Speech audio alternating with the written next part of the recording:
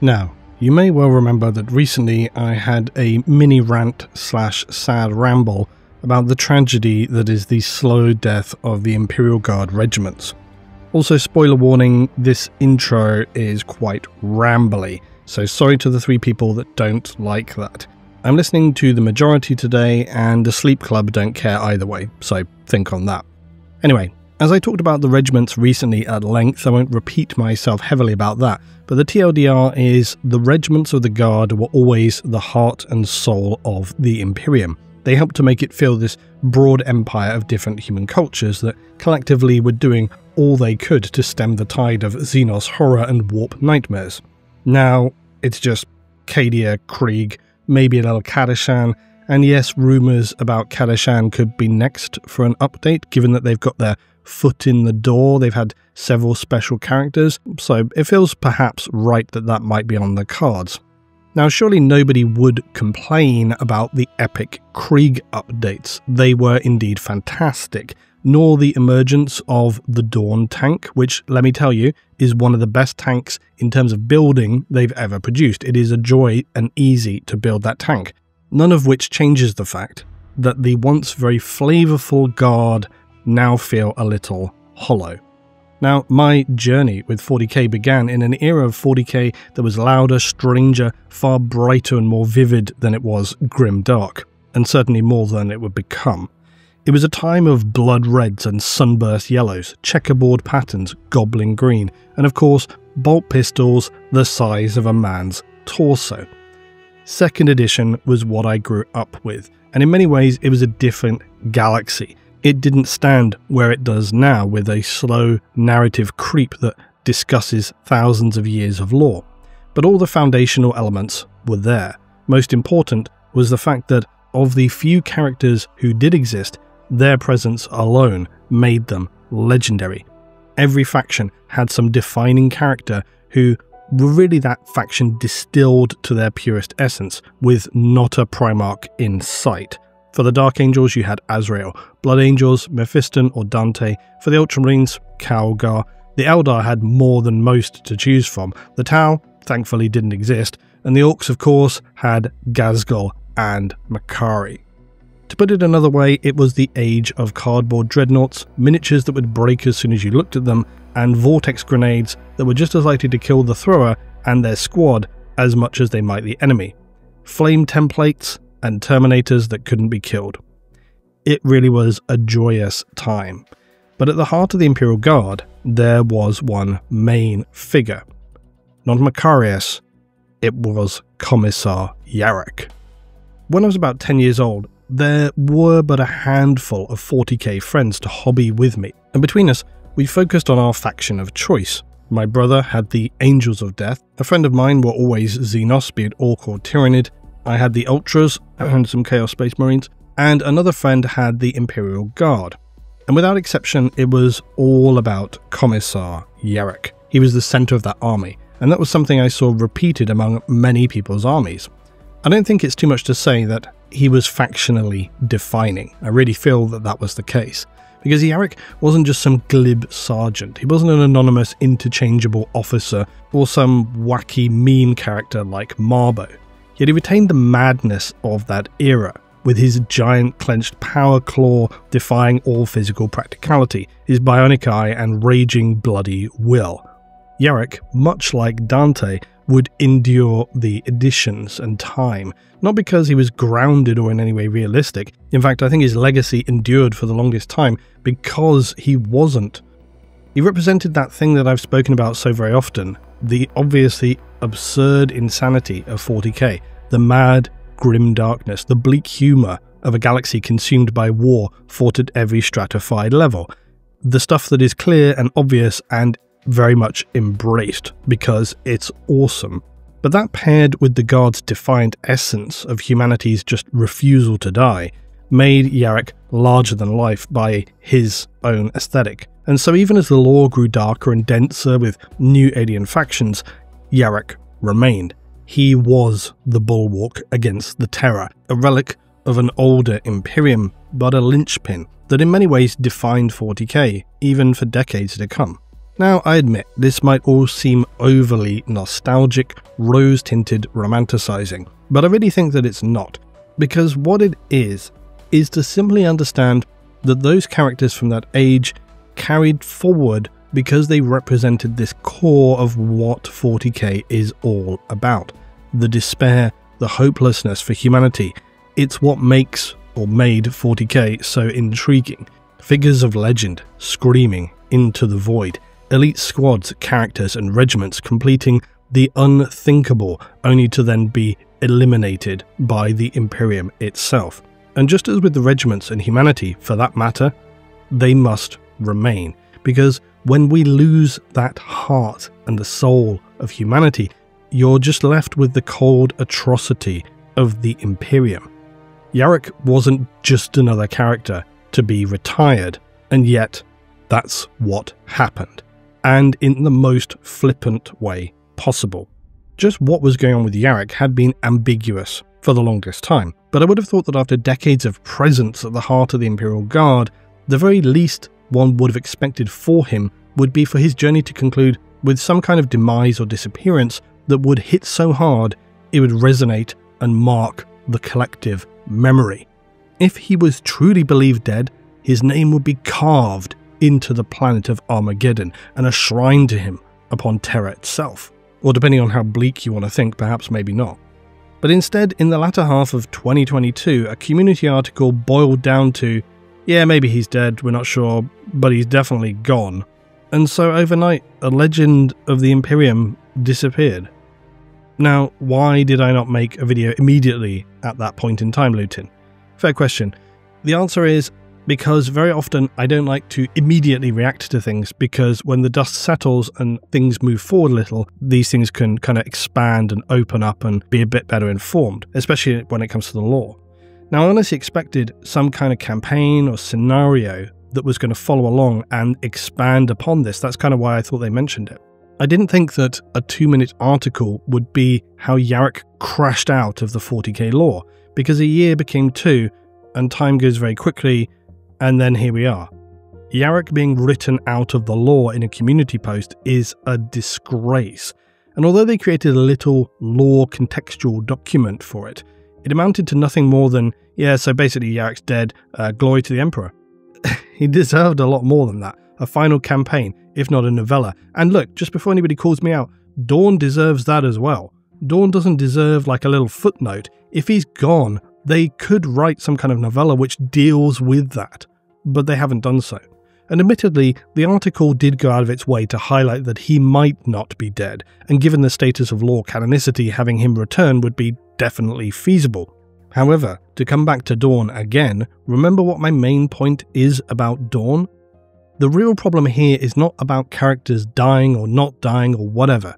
Maybe they thought it was cute to retire YARRICK to Legends and just give a little what if on the way out. Fine. But similarly to Dawn, it wasn't much of a what if. They provided this visual piece of Imperial documentation basically stating he's dead. And my whole thing with the lore is, if you have that and you don't have anything else, that's kind of what you have to lean toward.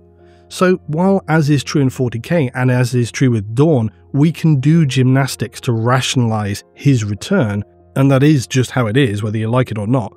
The problem is, once you start doing this all the time, with characters going and maybe they're not gone and maybe they are and then they come back, suddenly your narrative has become a soap opera. And that's my point about characters being dead and coming back all the time like Primarchs. It becomes this kind of daytime TV nonsense. Nothing has any kind of narrative weight anymore. Instead of a dark, gritty world that's got real consequences, you're really invested in people, it all just collapses. And that's my fundamental problem with this sort of thing. And that's a fundamental problem with other verses, and that's often what leads these things to undermine and collapse. Once you start going off into multiple realities and all these kind of things, everything falls apart because nobody cares anymore. It doesn't matter. And my classic example is whenever you have some kind of ongoing TV series or show, when a main character dies, you're like, oh, well, they're not dead, they'll come back later. And if you're not careful, if you do that often enough, that's how everything starts to feel. And then nothing has any weight to it, nothing has any kind of narrative gravitas, and people start to disengage and they get bored because they realize, nothing really matters. At the very least, if you're going to remove such a major figure, give them a short story or a novella, something which defines more clearly their disappearance. Yarrick deserves as much, so does Dawn. So I think the situation as it stands, much like the Guard regiments, remains just unacceptable. More unacceptable even than releasing a new epic-looking named Krieg commander, but giving him a las pistol. A las pistol as their primary ranged weapon. Not even some custom ultra-precise hotshot las pistol. A basic las pistol. I'm not letting this one go, because when I build that bloody model, I'm 100% putting a plasma pistol on him, and I don't care, or some other custom creation. Now, in saying that, people can be very passionate about any kind of change, a shortcoming. Some feel passionate about just minor adjustments to stories or worlds that they're engaged with. Now, for better or worse, I generally struggle to get overtly passionate for such things the majority of the time, even with it being related to hobbies that I'm very overly invested in.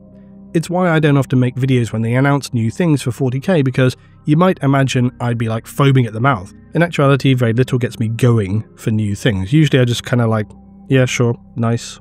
Some of my top wish lists would be things like more flavor about what the Emperor is and what he's moving toward becoming. I don't think that it's something that shouldn't happen. I think we should know more there, and the situation with the Inari as well. Guilliman reuniting with the other Primarchs, we need to see that. I'd even love to see a situation where he speaks with Lorgar, and so on. Basically, actually interesting things, not just a standard 40k scavenger hunt with a few battles to punctuate it. That's why Call novels are so intriguing to me, because they really build out not only the character, but often the lost history of the Imperium. And a figure like Call, who is throwing the rules out the window, is particularly interesting to see jar against other things.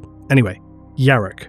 His own path is as intriguing, because he stands in many ways as a typical Imperial commander, holding the line against the horror. But he is so much more than that. Yarrick is defining of the Imperial Guard, and as I said, I think honestly, 40k itself for that matter. The Age of the Imperium is a time where unnamed heroes die by the billion, their existence forgotten before the blood dries. And to understand this is to understand the weight, power, and accomplishment of those whose names resonate throughout the centuries, if not millennia. Sebastian Yarrick would rise to become this figure of legend, but not because he was the strongest, the fastest, not even the most brilliant tactician. He endured because there was a need for him as a figure to the population of the world he defended. Yarrick allowed himself to become what the Imperium demanded, even as the cost of this hollowed him, which to my mind always makes me think of other figures like Tyborg in the Siege of Vrax and the novel, which, I guess a little spoiler here, deals with mainly this concept of what it means to be a Krieger. And another small spoiler quote here is when he says toward the end, "We of the Krieg cannot be heroes, for heroes live forever, while we are born only to die." It's one of the interesting aspects to that story, and I saw many say that that was a pretty boring novel, which I totally disagree with, not at all for me, personally. I thought it was particularly interesting to see a Kriegsman struggle with the concept of duty and identity, to understand that while he could be something more and have greater impact beyond basic duty, ultimately he would see that their anonymous nature is what makes them so powerful. However, the key thing to remember is that this is highly specific to the Krieg, not so much Cadians, Mordians, the Steel Legion. For those regiments, very much names and deeds endure. Inspiration is how they empower. Yarrick is this mythical figure, even among his enemies, but he was above all else always just a man. But he wasn't born to that name. He was born Sebastian, or Baz, Varden, on the world of Taos III. Orphaned and raised by his tough but caring grandfather, who himself was a veteran sergeant of the Imperial Guard, it was from him that Baz would learn the skills that would save his life and bring him to the point which saw him enter the Schola. For when orcs invaded the world, his grandfather would be killed. Varden would survive long enough that when Imperial reinforcements arrived, they would find the boy. A commissar, recognizing this achievement in survival, took him away, but upon inquiring to his name, Sebastian chose not his own name, but the name etched upon the blade he carried, YARRICK, in honor of his grandfather. From there, he was raised in the Schola Progenium, sharpened by his shortcomings, later forged in war. Because from the outset, YARRICK had grit and bitter determination, that much was clear. But he also had this guttural stubbornness that defines the Guard, that refuses to let humanity fall. When the weight of a collapsing hive world bore down on Armageddon, it was YARRICK who stood, with a burning willpower and presence that even terrified the orc masses. And yet now, a figure who was so practical and tangible lies buried beneath layers of imperial propaganda. The words of the ecclesiarchy, the living embodiment of the Emperor's wrath. They depict him standing tall even in his old age, his bionic claw raised to strike, his eye glowing with holy fire. They speak of his endless crusades against the war boss, sermons delivered between battles, miracles wrought by sheer defiance. How much of that is true? Knowing the Imperium, very little. But it does the job. It inspires the hope and will which fuels and drives the masses of humanity that they need to survive. When you strip away the propaganda, what remains is far more compelling. A tired, old man, a loyal servant, someone who saw the Imperium not for what it claimed to be, but for what it had to be. Brutal and unyielding. The seed of this unbreakable will was planted early in the sterile, pitiless halls of the Schola, where orphans of war and the nobility and planetary casualties alike were fed into the imperial machine, and what emerged were the commissars, the judges, the Tempestus, the Sororitas, the assassins, sometimes even servants for the Inquisition. Those who kept the Imperium's lower ranks functioning, essentially, through their brutal discipline, their indoctrinated loyalty, and their merciless executions. The Schola taught, weakness was heresy, mercy was a luxury no longer afforded to humanity. And from that edifice emerged YARRICK. What he had taken away from his time spent there was more dangerous than simple obedience. He developed an unwavering sense of clarity. Because by then he knew what the Imperium was, its history, the decay behind the mask and the facade. Instead of recoiling from the horror though, he embraced what was necessary. He did not believe the Emperor to be a god because he was told to. He believed it because a species on the brink of extinction needs something unquestionable, a singular, blinding star to guide its crumbling arc. For YARRICK, the Emperor was less a divine father and more a pillar, something which could not be permitted to fall even if the rest of the Imperium turned to ash. Very likely whatever the Emperor actually is after 10,000 years, that sentiment is quite correct. And whether the Emperor is a god or not, it's pretty critical to understand that ideological perspective, and Guilliman would agree very likely with YARRICK just as much. So he was trained by the Schola in the art of the Tempestus, the warriors. YARRICK's early service was poorly recorded, largely because it was unremarkable, not for lack of distinction, but because he had not yet become the figure history demanded. For there are thousands, if not millions, of imperial officers who serve with distinction. Few would become memorable enough or live long enough that any could really know their name though. While YARRICK served in regiments on distant worlds, putting down uprisings, purging the impure, all sort of standard fare, because I'll say it again, remember the Guard and the Sororitas of the Imperium spend far more time suppressing human disruption than they do Xenos horror. But by the time of Armageddon, YARRICK had a lot of experience under his belt. He had time to forge and understand his own perspective. He led the Steel Legion a century prior to the Second War on Armageddon. And YARRICK by then was ruthless, but not monstrous. He had a clear purpose to his severity. Execute cowards, not the wounded. Punish disorder, but not despair. These kind of small distinctions don't go unnoticed by the masses, and so his sense of reputation would grow.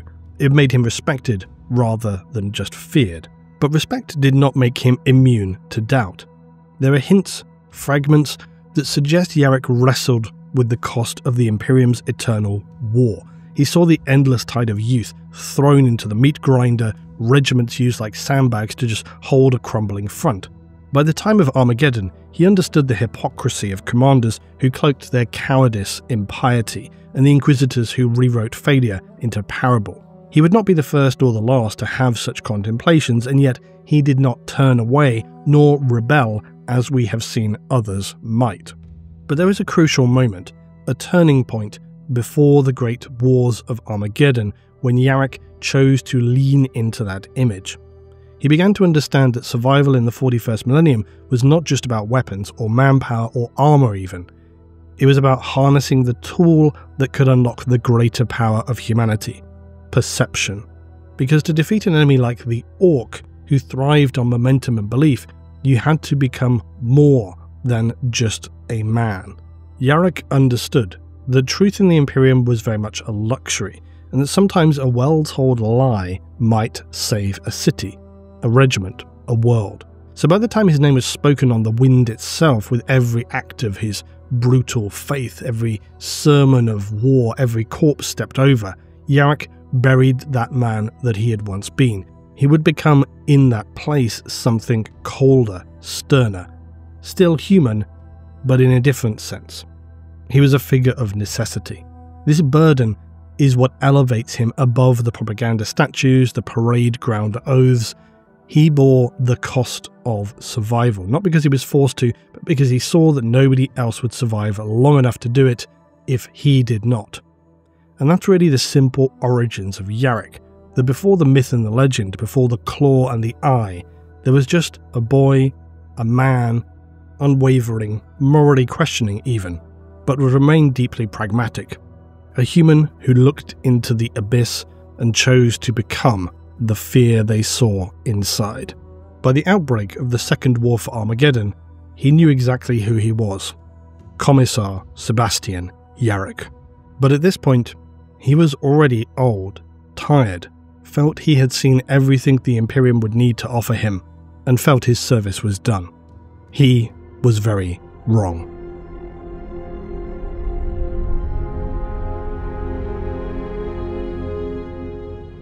Now comically, new material about the First War for Armageddon just released, and wouldn't you know it, it arrived today whilst I'm in the middle of editing this.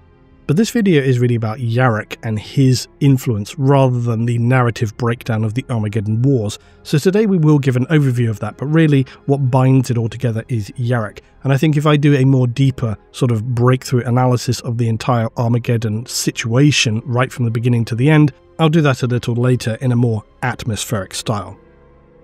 Armageddon was a world which had suffered. It was already scarred even as the first notable war broke out upon it, and that was no petty rebellion or Xenos incursion. It was this warp-born invasion led by no less than Angron, the demon primarch of the World Eaters. In this first war, the suffering was horrendous. Its surface crawled with blood-hungry berserkers and warp-spawn enemies. It was only saved by the coordinated efforts of the Grey Knights, Space Wolves, and Assassinorum. But their ultimate victory came at a typically grim price, seen throughout the Imperium when such figures arrive, that being complete secrecy. All surviving Imperial Guard and PDF who had witnessed the demons were executed or mind-wiped. The truth of the war was buried. The people were told there had been a large-scale civil insurrection. It was a lie, but as we spoke about earlier, a necessary one at the time, and one which subsequently left the world unprepared for what was to come, which is, as always, very much the standard chain of events for the Imperium. There are worlds in the galaxy that, through often little fault of their own, never stop bleeding. Armageddon is one such place, positioned in the Segmentum Solar near to the unstable warp routes of the Maelstrom. It was a long vital supplier of manpower, raw infrastructure materials, fabrication, promethium for the wider war machine. Its skies blackened by industry, its oceans sludged with toxic runoff. Its hive cities like Hell's Reach, Hades and Acheron pierced the atmosphere like rusting spears. The population lived lives of human hardship, which were very typical. Many died young. It was a planet where their own daily war was the work they toiled in.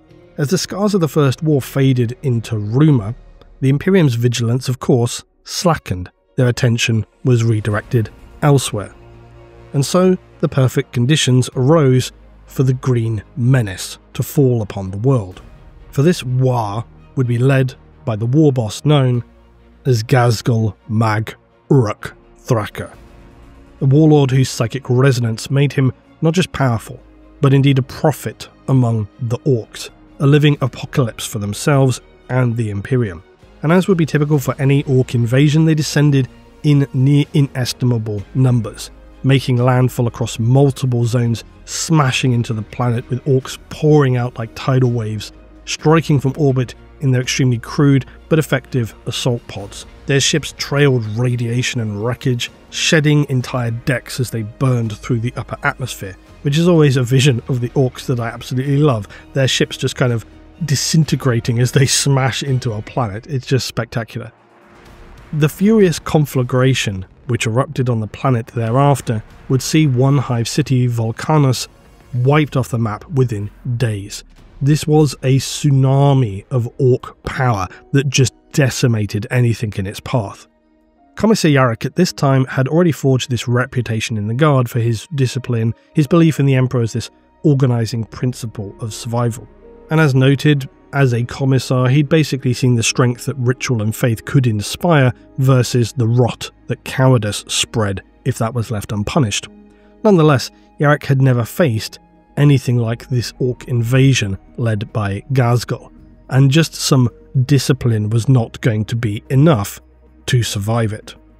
As is standard for these campaigns, the planetary overlord was ignorant and hapless, and so when YARRICK pragmatically ordered an astropathic distress call against the wishes of the planetary overlord, he would be assigned to Hive Hades, or perhaps exiled might have been a better term, because despite being a key industrial hive city situated near the equatorial belt of the planet, it was typically poorly defended, undersupplied, a prime target to be overrun. Many senior commanders even believed it to be already a lost cause, and some were recommending evacuation. YARRICK had clearly been sent there to die. Yet he refused to accept this impending annihilation. Instead, he got to work. He consolidated the PDF and other Guard units. He purged any and all who were being defeatist or deserting, executions, and the like.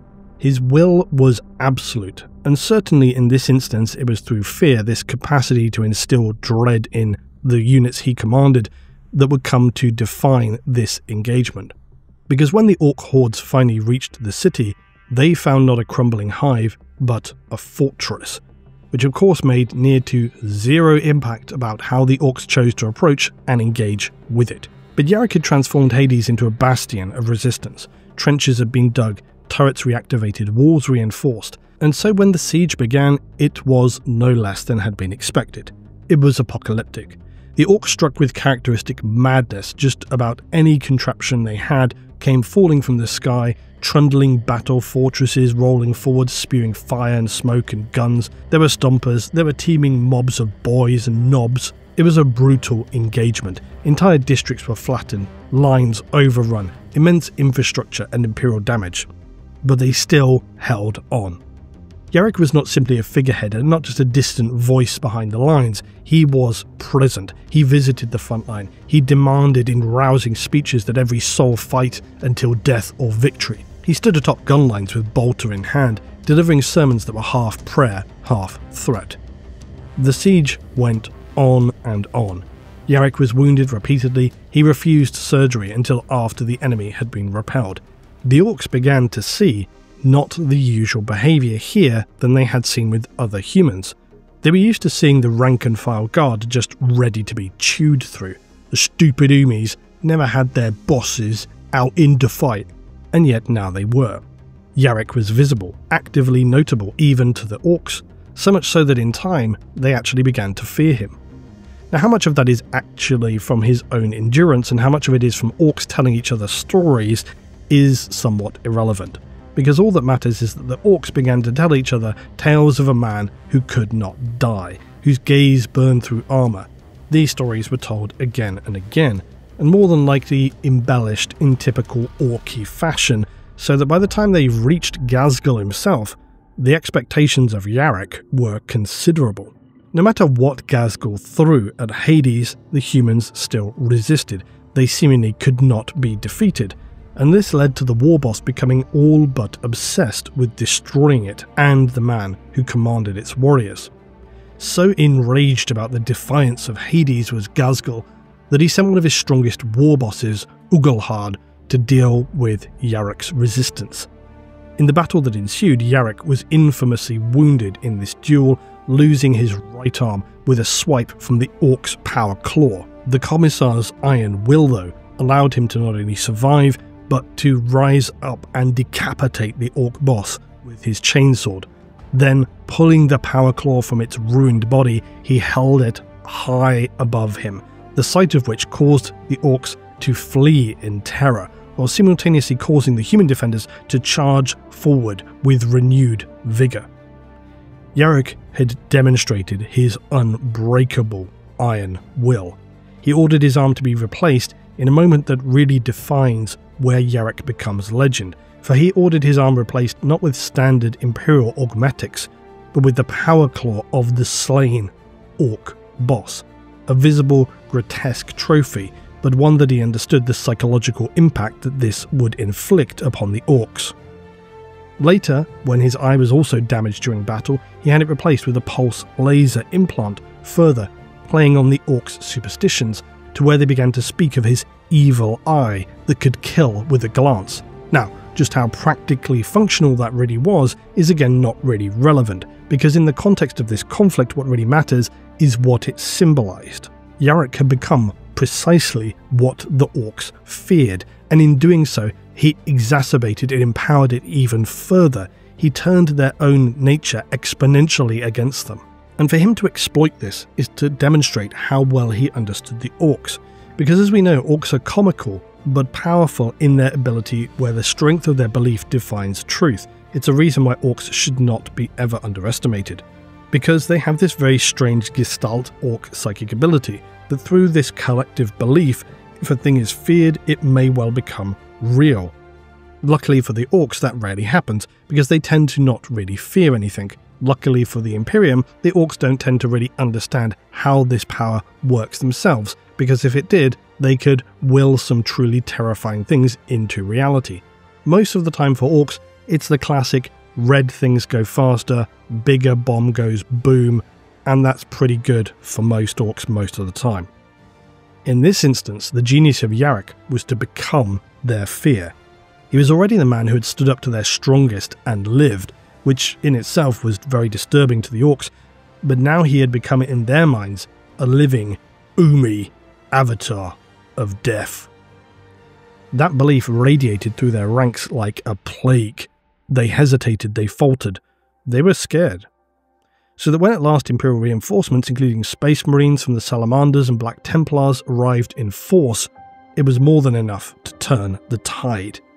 Hades had held, but barely. It had been completely overrun by now, wave after wave of Orc reinforcements that Ghazghkull had just thrown in. The Orcs were pushed back, and Ghazghkull fled the system. His war was shattered, but not destroyed. Armageddon was saved, but at a horrifying cost. Pyrrhic victory does not really do it justice, for casualties across the hives numbered in the hundreds of millions. The equatorial zones were rendered uninhabitable for generations, and for the Imperium, a Pyrrhic victory is of course still salvation. The Emperor's angels saved us yet again. The humans, though, are left to look around at the oceans of dead and burning hive cities as they watch the Emperor's Astartes roar off into the void in their Thunderhawks, while the masses grind back to rebuilding and cremating the dead. Of course, in the eyes of the Imperium, to just survive is not enough. The Orcs who had survived were still out there, and this alone was unfinished work. Yarrick understood this in a way that few mortals ever do. He saw that becoming a legend required more than just raw courage and action, it required narrative. His power claw wasn't just a practical defiance, it was a real sense of theatre, and the second war led by Ghazghkull was surely only Act 1. Myth had taken root, and Yarrick knew he could never lay it down now, not until Ghazghkull lay dead. Wars against the Orc were often spoken of as being eternal, and now so was he. Yarrick declined all attempts to remove him from service. He had seen the devastation Ghazghkull had unleashed, and personally he felt the weight of that presence. He knew with terrible certainty that despite what others were claiming, the war was most certainly not over. The Orcs had fled, but they were not destroyed, and orcs love nothing more than to return to have another go. So until that final reckoning, YARRIK could not cease. Armageddon revealed what the Imperium could rarely choose to admit, that even in a galaxy of demigods and angels, what saved humanity was not divinity, but human persistence. YARRIK didn't win the war through superior strength or holy power, he just turned the battle through his own bitter endurance and the transfer of that to the men under his command. He made that endurance his weapon. He became what the orcs believed he was, he became their fear. YARRIK achieved what seemingly no others could have, and in doing so, he became a legend. The victory on Armageddon should have been the end of it, but in the galaxy of the Imperium, victory is not peace, merely permission for further suffering. And so instead of rest, YARRIK was canonized in living flesh. He was no longer just a commissar, he had become something else entirely, a weapon of morale, a walking relic, an icon bound in iron and discipline. The High Lords of Terror recognized his value. The Munitorum flooded segmentum propaganda networks with stories of the standard Hades, embellished for maximal psychological yield. These stories, the officially sanctioned exaggerations, were distributed across regimental briefings, minister on pulp sermons, even education texts in fringe systems. The Imperium found it had something for the populations to believe in. The man YARRIK, the Imperial Commissar, broken, battered, surviving, winning against all odds. It was perfect. He was offered elevation beyond rank, positions of strategic command, ceremonial governance, cushioned retirement. He refused them all. He chose to remain active in his duties, for he did not believe he had earned rest while Ghazghkull still breathed. He also knew, seemingly in a way that many Imperial heroes did not, that to become a symbol is to enter a prison from which there is no parole. As long as he lived, the mask could not come off. In death, he should become a martyr and empower humanity eternal. That was his ultimate fate. Which again is one reason why I say death by old age is absolutely insane and a disgrace, because it undermines the very core purpose that YARRIK himself had set upon. In this period, between the Second and Third Wars for Armageddon, likely because less happened, it's not so documented, but it's certainly rich in speculative psychological detail. There is of course the Golgotha campaign, but I feel like that's not really strictly necessary to flesh out here, beyond noting the existence of his personal Baneblade, the Fortress of Arrogance. For really what's important is how YARRIK became this figure of renown, somewhere between a respected officer and a saint.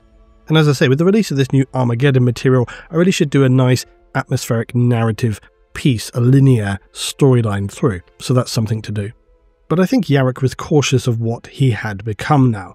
He doesn't strike me as a figure that would ever have asked for worship. He was certainly not one who would have been blind to the benefits of becoming this myth either.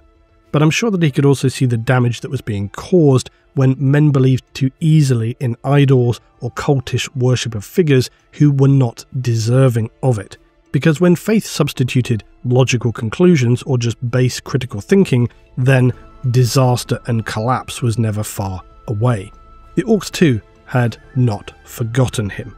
A translated orc glyph chant recounts a Humi boss who shines fire from his face and steals strength from death. And orcs are just known to carry trophies or icons of things they believe in, and so one could well imagine to see the orcs carrying crude bionic eyes on chains as trophies, wanting their weapon upgrades to include claws, somehow believing this granted luck or a share of YARRIK's power. Because again, many orcs really saw YARRIK as kind of like an honorary orc. That's not an unusual thing. We've seen that on other planets as well, where if humans lean in enough towards the orcs kind of start to see them as an orc. I can imagine entire orc clans doing sort of mock duel theatre where their war boss killed the Umi with the claw to prove somehow some sort of worthiness. For Ghazghkull though, YARRIK was most certainly, by now, more than just an opponent. He was proof that the War could not rest, proof that the Umis had champions strong enough to be challenged, to be destroyed. Ghazghkull spoke of YARRIK often, even reverently. He often would talk of YARRIK as who he was going to give a good crumping to, and a need to finish the job. He wasn't seeking to crush Yarrick to just end the war.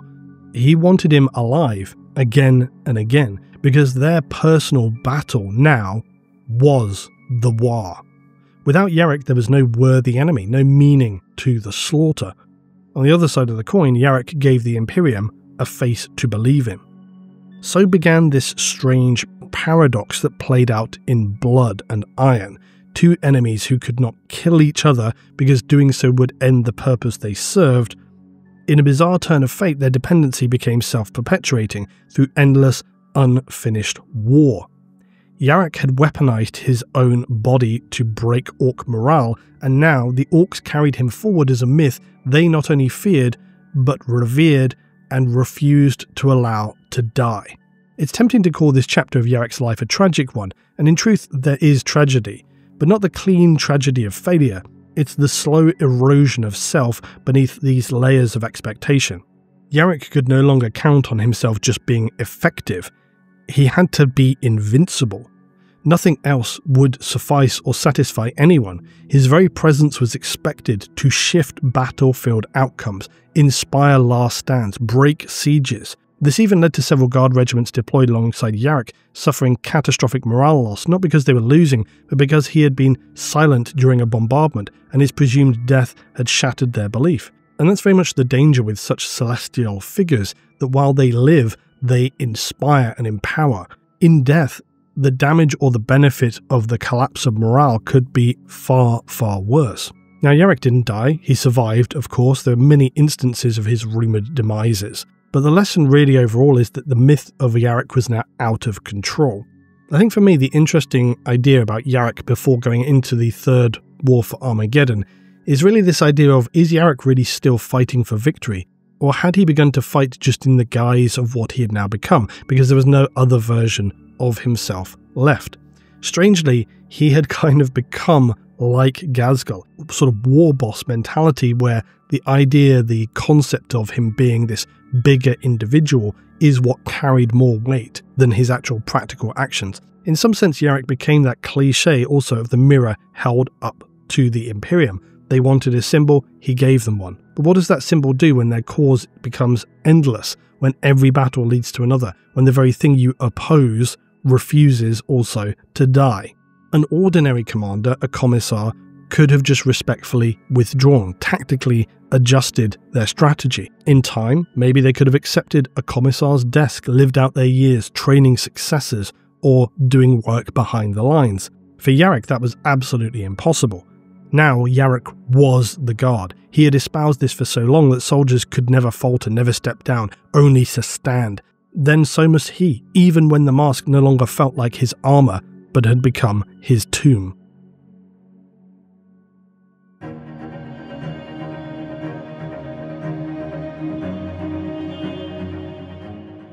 Throughout the galaxy of the Imperium, despite the fact that in the far future there is only war, there are still wars that end.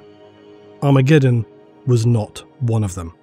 So when the third war for Armageddon came, it was not at all unexpected. It was a storm long foreseen upon the horizon. The Imperium had been tracking Ghazghkull's movements since his flight from the Second War. Yarrick had made it this personal mission, his obsession really, to trace the warlord across the stars. Every intercepted Orc glyph, every fragment of astropathic chatter and tremor in the warp was sifted, analysed, linked back to this rising storm. On the other side, after Armageddon, Ghazghkull had watched from the shadows. He'd studied the Imperium and Doomies. He needed to know better how to combat them. The battle for Hive Hades had not broken him, and what the Imperium mistook for retreat was more like preparation, which is very typical for the Orcs. In the years that followed, Ghazghkull unleashed a series of precision raids, not the usual Orc brawling, but more cold, calculated strikes. Imperial bases were destroyed without warning, patrol fleets vanished, entire systems reported attacks only after their Vox signals went silent. He kept his name out of it, testing their responses, watching humans scramble without knowing who they faced. Guerrilla commando campaigns left worlds in ruins. Every strike served a purpose though. Every loss taught a new lesson. Eventually, the time was right for the return, but not alone. With the warlord Nazdreg at his side, together they launched an assault on Piscina 4 using a new weapon, a teleporter system. This was built into a space hulk. The device worked, and that was the final piece he needed in his puzzle to assault Armageddon. The next war would be nothing like the last. So when they eventually returned at Armageddon, Ghazghkull was not as a warlord, but more a prophet of Gork and Mork. Not simply a leader of warbands, he now carried an aura of orkness, a figure revered by orcs across entire sectors. The green tide that descended was like a second coming of Gork and Mork. In the aftermath of the first invasion, the Imperium had also launched a vast reconstruction of the Armageddon system. Recognizing its strategic value finally, the Adeptus Terra had ordered significant naval upgrades. The notable St. Gerrans dock was rebuilt to support interstellar warships. 3 permanent monitoring stations were installed in the outer system, Mannheim, Dante and Yarrick, after the heroes of the Second War. Ground and orbital defences were completely overhauled, and though immense effort was made, progress was still slow. So much that even after 50 years, much remained incomplete due to rising demands elsewhere in the Imperium. And that's always an issue with the Imperium, is its need to prioritise current problems, which then inevitably trickles down to creating bigger issues elsewhere later. The number of available regiments declined, weakening Armageddon's long-term security. A military council was appointed, led by General Kurov of the Imperial Guard and supported by high-ranking representatives from the Navy, the Munitorum, the Ecclesiarchy, the Mechanicus. Across a 25-year period, Kurov oversaw xenocidal campaigns in the jungles and across key regions that purged the enduring orc infestations. But even as the Imperium rebuilt, the orcs now returned. Attacks on nearby systems continued to escalate, astropathic messages had flooded in, there were visions of blood, destruction, the beast resurgent, rumours that Ghazghkull had already returned, and even the most obstinate bureaucrats could no longer deny the reality that was bearing down upon them. A new war was coming, and it seemed inevitable that Armageddon would burn again. And alongside that expectation, Commissar Yarrick returned. He had not grown softer with age. If anything, the years had made him more exact, more silent, more formidable. His presence on the battlefield during the Third War was noted across multiple war zones, not because he commanded directly, but because wherever he stood, resistance hardened. His pursuit of Ghazghkull had become something more than vengeance, more than duty. It had become a metaphysical campaign, because to Yarrick, Ghazghkull was not just a war boss. He was the embodiment of the Imperium's greatest fear, that no matter how many enemies it slays, the void will just bring new ones. To slay Ghazghkull was to prove that persistence could defeat this sense of inevitability. It was in essence a war of meaning. On the day of the Emperor's Ascension, 57 years after the previous invasion, the orcs returned. Ghazghkull's force would once again descend on Armageddon. The first sign of this, though, was silence. Monitor Station Dante was cut off mid-transmission.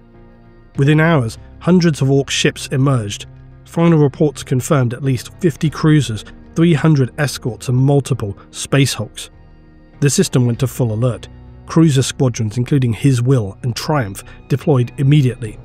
Despite the Imperial Navy fighting extremely hard, destroying dozens of orc ships, they were outnumbered 6-1.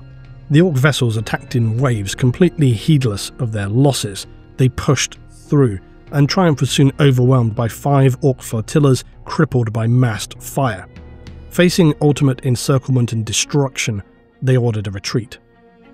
The monitor stations were lost within hours. Over 2,000 orc ships and a dozen space hulks overwhelmed Imperial defences in the largest Xenos fleet assault recorded in history. The surviving ships could only conduct harrying raids as the orcs took control of the entire system. Strange asteroid fortresses and weapons platforms were encountered to the rear of the orc fleets. They were very slow, heavily armed, and unlike anything seen before. Their presence alone suggested a strategic, deeper purpose. Rather than stroking the dock directly, the orcs unusually besieged it for 6 days. Boarding waves finally would breach the station, much of it wrecked before inquisitorial kill teams eventually drove them out. In the final weeks before the most direct of Ghazghkul's landings, Armageddon was now consumed by a frenzy of preparation. Titan legions reactivated their ancient reactors, Imperial Guard regiments were entrenched, and Space Marines from over 20 chapters deployed to hold the line. In orbit, Imperial ships ran a gauntlet of Orc patrols to deliver their reinforcements. Amidst it all, YARRICK had returned, stepping once more onto the ashes of Hive Hades, to the immense cheers and idolation of the population. The myth of YARRICK preceded him. He took immediate command of the military council, warning of Ghazghkul's cunning and scale, his presence alone carrying a resolve within those who remembered the last war. General Kurov handed him operational control. 6 weeks after Ghazghkul's forces had entered the system, the Orc fleet fully committed. Massive warships and hulks moved into high orbit. Armageddon's orbital defences, long hoped to hold the line, were just overwhelmed. And after a brutal 3-day bombardment, the skies rained fire. Hades was struck by waves of incandescent meteors as Orc assault pods tore down through the upper atmosphere. By now, YARRICK was on the ground, ordering the last of the Imperial Air Forces into a desperate counter-strike, sacrificing their aircraft in a final bid to destroy as many Orc landers as were possible before they reached the surface. The landings were just devastating. The Orcs came down in massive columns, huge mobs, walkers, war machines. They teleported directly into combat as Imperial gunlines strained to hold. Some Orc machines were lost, but many broke through. The skies were filled with dogfights, thunderbolts and furies dueled fighter bombers in the sulphur-yellow air. The Orcs on the ground surged forward. Much like the previous war, just days after the landings, Hive cities began to fall. This time, it was Acheron. Orcs aided by sabotage and treachery stormed the city, and rumours swirled of blocked tunnels, failed power grids, and traitors in their midst. Then came the truth. Hermann von Straub, the incompetent, disgraced former planetary governor from the Second War of Armageddon, had incomprehensibly returned. He declared himself ruler again, under Orc protection, and crushed dissenters with his brute squads. The nobility of Acheron welcomed him back like a prodigal king. It was a betrayal laced with sheer treachery. In the east, Volcanus Hive had come under siege the same day that Acheron fell. In the ash wastes beyond, the titans of Tempestus and Victorum duelled the Orc Blackfire tribe for days amid the open desert, buying time but paying in sacred steel. Orc attacks came in waves, breaking, regrouping with a terrifying speed. Even failed assaults bled the defenders thin. YARRICK moved through the lines, easily identifying Ghazghkul's strategy to divide and disorientate the defenders, then strike whatever resistance was weakest. The Orcs coordinated their landings with a surprising level of clarity and concentrated their warbands with disturbing levels of precision. In many areas, only the Astartes held firm, even pushing out to launch search and destroy missions across the Heartlands, eradicating Orc supply chains and the regrouping mobs before they could strike again. But YARRICK understood what few others were willing to admit. This wasn't a war of conquest, it was a reckoning. Ghazghkul had returned not to just fight, he had come to end it. Throughout the Third War, Ghazghkul and YARRICK moved in orbit of each other, never quite meeting, always influencing the flow of the war. Their campaigns mirrored each other. Ghazghkul's forces surged, YARRICK's countered. Hive after hive were torn open, reforged in this crucible. It was as though the entire planet was being rewritten around the gravitational pull of two opposing legends. And the psychological effect of YARRICK's presence in the Third War was very profound. Orc warbands that had suffered at Hades in the previous war broke rank upon identifying his personal banner. Other Orcs fanatically loyal to Ghazghkul surged towards his position like pilgrims seeking martyrdom. YARRICK had become both the bane and beacon of the war. He was not just an adversary, he was the proof of the Orc god's wrath, the final test. Despite his symbolic status, YARRICK did not command from real lines. He was out there from the wreckage of his personal Baneblade, his power claw covered in gore, his command style more surgical, appearing where morale was needed, where losses were turning fatal, where commanders were cracking. As the war deepened, Ghazghkull unleashed his full arsenal. Orc submersibles landed at Tempostora and Hell's Reach. They bypassed Imperial defences. Within days the city fell, and Hell's Reach docks were overrun despite desperate resistance from stormtroopers and Astartes. Ghazghkull's infamous rocks, armoured asteroids now retrofitted with weapons, shields and teleport arrays, had become flying fortresses, delivering Orc reinforcements directly into battle with the teleporters. YARRICK led a counterattack against these, supported by Legio Metallica, successfully destroying several, yet the cost of doing so was unacceptably high. Elsewhere, entire regiments were wiped out in hours as Orc warbands surged into Imperial territory. The first major ground engagement came at a factory complex where Gargants under warlords Burzuk and Scarfang clashed with the Titans of Crucius. 6 Titans and 8 Gargants were lost, as was the site itself. Its facilities were entirely torn apart by the Orcs to fuel their further conquest. And when Hive Infernus came under siege, Orc speed cults isolated it completely. Counterattacks failed. Its populace tried to take inspiration from the legends of Commissar YARRICK and how he had made the Orcs pay for every inch of ground at Hades. Not all were brave enough to face their doom. Thousands fled into the wastes to be killed or captured by the speed cults which circled the Hive like vultures.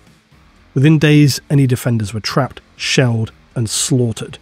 To the north and south, fresh Orc landings in the fire wastes and deadlands shattered Imperial commanders. The Imperium's morale faltered. Infernus burned beneath orbital bombardment, and its defenders made their peace. Then came a final message delivered by Colonel Gortar. Their final choice: surrender or die. And the war was only getting started. Elsewhere, in the poisoned light of Gatana Bay, where the air reeked of coolant and burning promethium, each side sought to deliver a decisive blow. The Orcs had launched an aggressive assault to the key water processing facility here that sustained the Hades districts. They had thrown everything into the battle. Orc dreadnoughts thundered forward, hammering Imperial trenches with the rockets and saw blades. The defenders braced for a quick collapse, but as the smoke of the battlefield parted, a wall of giants stood. Imperial giants.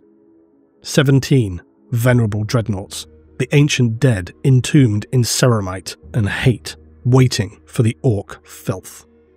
At their head stood Brother Deimos, who gave no warning as their las cannons opened fire. Within seconds, the first rank of Orc walkers were reduced to flame and scrap. They kept coming. 400 meters of exposed advance were under a punishing fire. The Orcs paid for every inch. 17 machines were lost before they even reached striking distance, and as the Orcs crashed against them in a bellowing tide, Deimos and his brothers did not yield. The bottleneck thickened. The Space Marine dreadnoughts launched their counter-assault, ploughing into the mass of scrap metal beasts with autocannon and close combat savagery.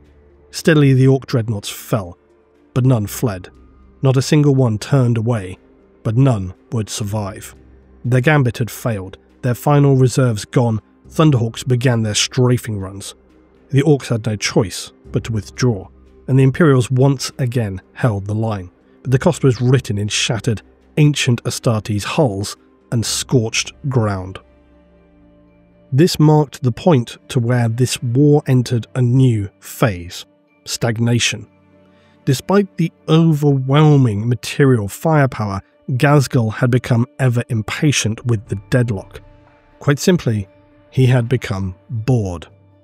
The stalemate between himself and YARRICK no longer amused him, and so in the twisted way of the Prophet Warrior, he enacted a personal revelation. He would resurrect Makari, his luckless standard-bearer, and for the first time spoke to the Grot not just as his mascot, but as something more of an equal. Ghazghkull, in his own brutal dialect, confessed that he hadn't been wrong, not weak, of course, but just mistaken. He had created a great war on Armageddon, but saw now it could be more. As if in answer to that pondering, a Lehman Russ battle tank emerged from the dust to blast a shell straight into the war boss's chest. Ghazghkull fell, but Makari did not, the grot crawling inside the tank to murder the crew. And when Ghazghkull eventually awoke scorched and bleeding, he didn't see a defeat, but he saw Mork or Gork had intervened and selected for him to leave. Ghazghkull declared the beginning of a new campaign, the Great War, and handed Armageddon to his lieutenants, for there was more galaxy to burn. YARRICK, though, learning of Ghazghkull's departure, made the fateful decision with a detachment of Black Templars to leave also in pursuit. His fate, he saw it, was inextricably linked to Ghazghkull, and their trail led to the Battle of Haunted Gulf, where YARRICK came close to finishing the job, but Ghazghkull escaped again, laughing as he vanished off into the stars. On Armageddon, the war did not end. Instead, the planet continued to burn.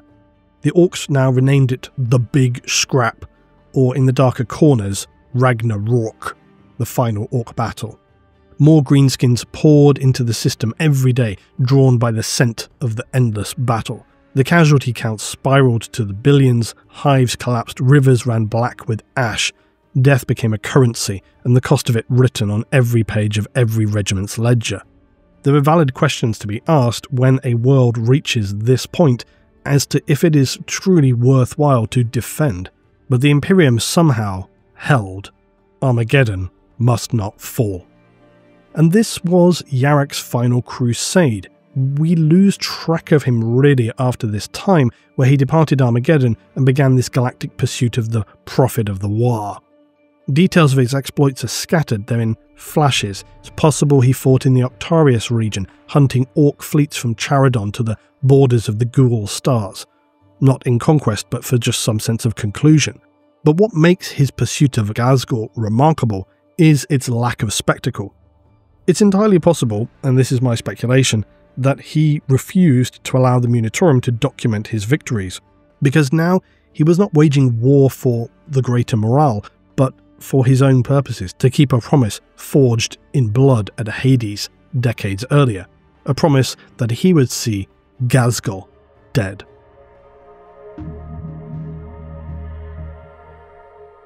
Now, as I said at the beginning, for me what this is really all about is that there has been no resolution.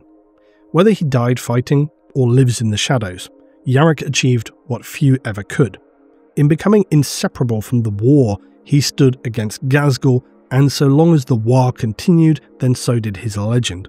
So it makes no sense at all for the Imperium to just declare him dead, because even if the man has gone, his strength of character and symbolism would live on forever. It's kind of like Marbo a little bit. The Ecclesiarchy could surely see the value there. Essentially, even if YARRICK were dead, I can't see that the Imperium would want to admit it, because through his absence, the legend would grow. Symbols, once buried, become consigned to their fate, but if they're left unconfirmed, they remain alive. Kind of like Dawn. There's a reason to believe that the Imperium chose ambiguity deliberately. The Departamento Munitorum has long known that morale hinges not on truth, but on perception. Comically, the Orcs too have helped to perpetuate this uncertainty. Some warbands claim that Ghazghkull slew him in battle and kept his skull as a relic. Others believe YARRICK escaped and stalks the void, waiting for a rematch. In the campaigns that followed from Vigilus to Charadon and Octarius, commanders invoked YARRICK's name, his sermons, his quotes, his speeches, especially those among Armageddon's command echelons, the Steel Legion, all remain powerful to those who receive them. And that's because the Orcs are never truly gone. And whilst it remains comical that very likely they remember him with greater accuracy than does the Imperium, for they don't paint him as some kind of saint or martyr, they remember him as a big Umi boss who could not die. A figure whose eye burned like the sun and whose claw cracked Orc skulls. Their warbands carve crude YARRICK glyphs into their armour. Some mega-armoured knobs fashion their stylized iron claws in mimicry. YARRICK's legacy is to make that great green enemy afraid to forget him, and in so doing, he remains eternal. In doctrine, in deployment, in memory, he's not alive but not buried. He's a spectre in every commissar's shadow, a story whispered at night by guardsmen stationed in the outer dark. The collective memory of a man who endured beyond, who bore Xenos symbols not for glory, but because it was necessary. That great sense of duty without end. And of course, there remains the bizarre, speculative possibility that even if YARRIK died, would the Orcs resurrect him through their belief alone? Has YARRIK inexplicably unlocked the key to true immortality? It's very possible. And this is finally the crux of my entire argument, that to declare YARRIK dead off screen is such an immense disgrace for such a unique character, because YARRIK was about much more than a single victory or battle or campaign. YARRIK is about presence. Where he stood, the line was held. It's really as simple as that. No grand victory, no final revelation, just that he stood, and where he did, so did the guardsmen alongside him. To me, that is the definition of humanity in M41.